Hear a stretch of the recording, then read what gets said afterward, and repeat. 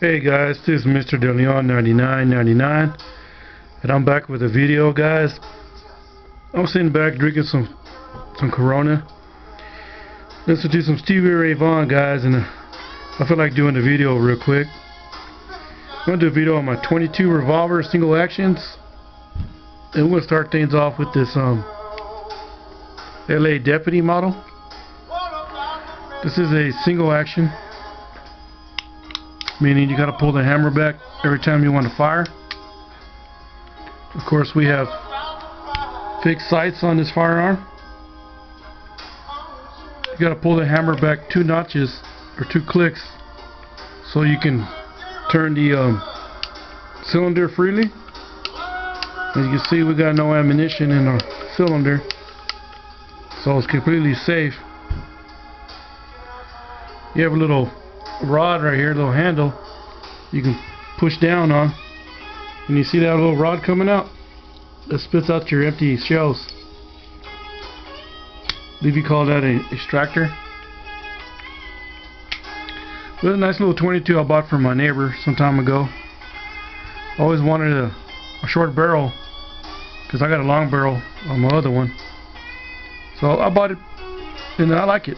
It's got some holster wear on it, of course, some honest wear. It is a numbers matching revolver, made in Germany, and of course this little screw right here, it's not like the modern day revolvers where you're gonna push that and the rod comes out. You gotta use a screwdriver, guys, and take the screw all the way out before you can remove the rod to change out the cylinder. So I just want to point that out.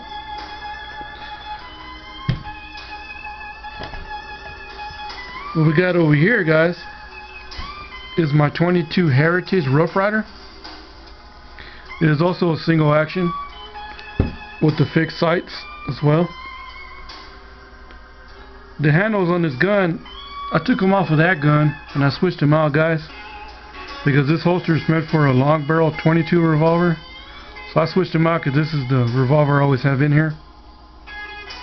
But like the other one, single action, gotta pull the hammer back all the way to fire it. Of course, I'm gonna show you something that I learned from Mr. Hickok 45. We have one of these pistols here, guys. Regardless of 45 or 44, it was a Old West gun, you know, cowboy gun. If you just pull the hammer back once or twice or 3 clicks, and you want to go ahead and set it back without firing it, always pull all the way back and then set it down. It just helps out the internals, makes them last longer. I just want to share that tip that I learned from Mr. Hickok 45. I love his channel, guys, and if you haven't checked him out, hopefully you guys would look him up, man. He's a real cool dude. I just wish I had a shooting range behind my house like he does. This is a holster I bought at an antique shop, guys. It's a Mexican holster, and it's got some wear on it. I don't know how old it is, guys, but I know what's up there. It's got a lot of honest wear on it.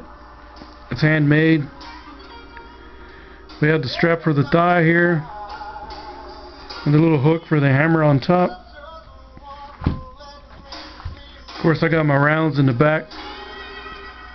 It's just a nice holster I want to share with you guys. It's a nice little rig. I keep it like this, you know, with my gun inside, and I display it on top of my piano in my living room, just like that, like so. Makes it look nice, you know. But before I go, guys, I want to go ahead and show you a photograph. This is what Mr. DeLeon 9999 does when I want to go have a good time.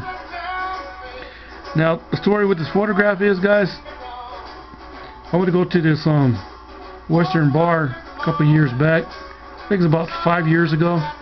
This bar is no longer here, but I saw the mechanical bull and I saw the cowboys riding it.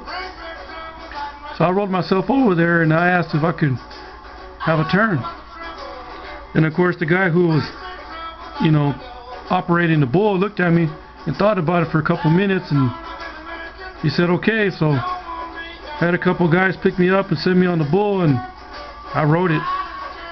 one of the things I wanted to do, you know, and I wasn't gonna let the wheelchair keep me from having fun, you know. So after I had my fun and they sat me back in my wheelchair, I rode myself to the bar. And next thing you know, I had a bunch of the cowboys follow me. And those guys bought me drinks for the rest of the night. And I'll never forget that.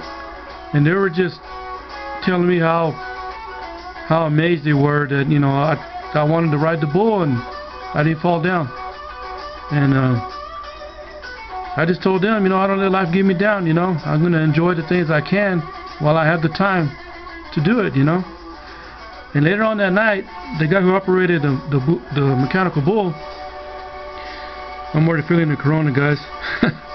He came up to me and he told me that he'd been operating the mechanical bulls in Texas for the past 10 years at different bars, different towns. And never once he had a guy in a wheelchair wanting to ride the bull. I mean, he's had him look at it, you know, rolled up next to it, but never asked to ride it. And since, you know, I was the first guy to ask in that amount of years ever, he was touched. And that's the first time I've seen a cowboy, you know, with some teary eyes, you know. I'll never forget that, guys, you know. And he was being honest and he was being real. And, you know, he wanted to thank me, you know. He showed me, you know, he said I showed him that, you know, even though I'm like this, I still, you know, look for the good things in life and I don't let nothing get me down. And he was having a bad time. And since I did what I did, it cheered him up, you know, and I ended up buying him drinks for the rest of that night. So I just wanted to show you my cowboy guns, guys, and share this story of this photograph with you guys. And I'm gonna go ahead and let you go. And this is Mr. DeLeon 9999. And as always, I'm out.